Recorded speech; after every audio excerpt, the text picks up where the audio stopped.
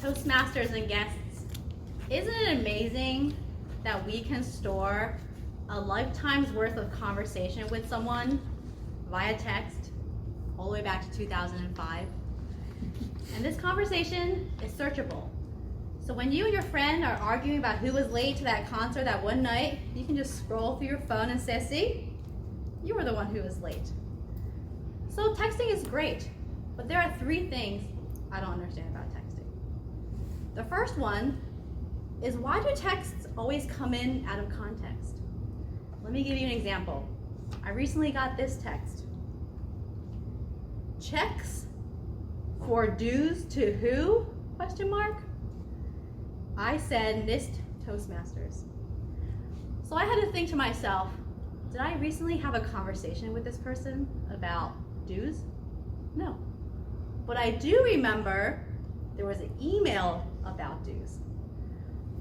So I connected the dots and I responded, yep, exclamation point. But imagine if I walked up to you and just asked you a question out of the blue. All that mental gymnastics you have to do to get on the same page, it's a lot of work. So that's the first thing I don't understand about texting. The second thing I don't understand about texting is why there is poor usage of the English language. Bad spelling, bad grammar, and no punctuation. So let me read this text to you again, verbatim. Checks for dues to who? Question mark. So at least that ended in a question mark. You can argue if it's to who or to whom. And then the next text was, I said NIST Toastmasters. Personally, I would have texted, I said, open quotation marks, NIST Toastmasters, close quotation marks. But again, the mental gymnastics I had to go through to interpret this text took me out of the moment. The third thing I don't understand about texting is I don't know when they end. So this text read, checks for dues to who?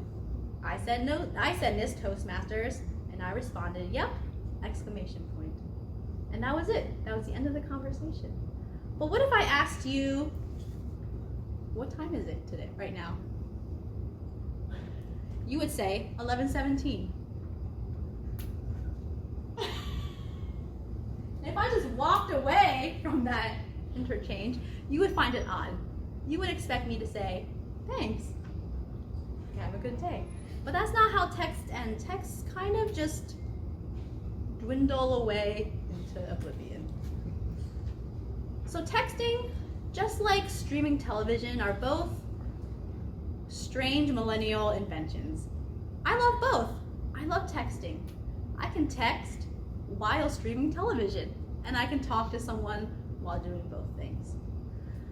But I wonder if we could improve our texting efforts by putting things into context, using good grammar, good spelling, punctuation, and then also letting me know when the text would end. So that's what I ask of you Toastmasters to improve your texting. Thank you.